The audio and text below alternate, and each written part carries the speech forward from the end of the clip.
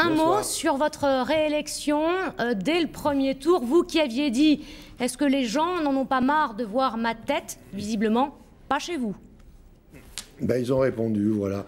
Mais ce qui est plus important, c'est que je crois que ce soir, on est dans les Landes dans une situation qui n'est pas équivoque, qui aura une reconduction de la majorité sortante, et puis surtout un score du PS qui, pour l'instant, se situe aux alentours de 39%, loin devant l'UMP et très loin devant le FN. Ça veut dire que pour vous, le sursaut électoral qu'il y a eu dans les Landes, puisqu'on a beaucoup voté chez vous dans votre département, eh bien, ce sursaut électoral est en faveur du PS et de la gauche?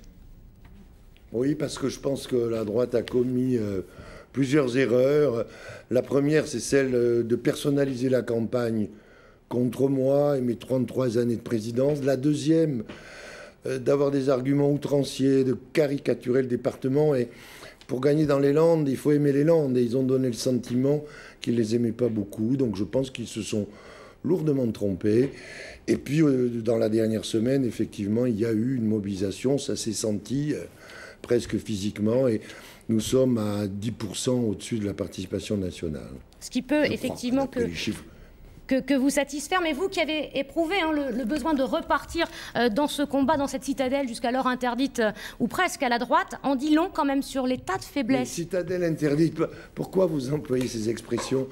En Charente-Maritime, il y a la droite qui gouverne, on ne dit pas citadelle interdite. Ce n'est que quand la gauche est majoritaire que ça devient des citadelles interdites. Pourquoi ça? Non, mais jusqu'à présent, les électeurs qui choisissent. Oui, mais jusqu'à présent, vous savez que vous n'avez que 4 membres de l'opposition, que vous appelez d'ailleurs les ortolans parce que espèce un peu rare, même si le nid s'agrandit ce soir. Tout le monde répète ça depuis 10 ans, bêtement. Je leur ai dit un jour qu'ils faisaient partie, à mes yeux, des espèces protégées. On a traduit ortolan. Bon, ça va. Et moi, je ne vote pas à la place des Landaises et des Landais.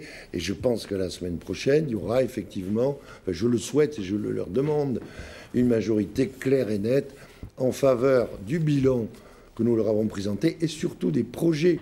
Parce que dans la campagne qu'elle a faite, la droite n'a pas présenté de projet. Seul projet qu'elle avait, c'était de retirer l'informatique des collèges, ce qui est tout de même pas le moment, alors qu'on avait 14 ans d'avance, de mettre des maisons de retraite privées presque au double du prix de celles que nous avons créées et qui sont toutes publiques, et puis de créer des crèches qui est l'apanage des municipalités, pas des départements. Donc voilà, je crois que tout ça a joué. En tout cas, d'un mot, Henri Emmanuelli, est-ce que quand même ce soir vous êtes agréablement surpris? Vous attendiez à ce que la gauche résiste aussi bien? Non, je m'y attendais pas aussi bien. Je pensais que, in fine, elle résisterait, mais je pensais que ce serait plus difficile, effectivement. De toute façon, ça n'est pas fait. Il faut attendre le second tour. Et en général, entre le premier et le second, il se passe aussi des choses. Et puis, dans les seconds tours, il y a quelques surprises. Enfin, je pense que globalement, l'équilibre est assuré. Que le président de l'UMP soit derrière dans son canton comme il est, et derrière dans sa ville, où il a été élu maire l'année dernière, c'est quand même assez significatif aussi, quoi. D'une campagne outrancière qu'il a menée, lui, alors, uniquement sur les personnes. Rien sur les projets, que des attaques sur les personnes. Les gens n'aiment pas ça. Ils n'aiment pas ça. Affaire à suivre. Donc merci, Henri Emmanuelli.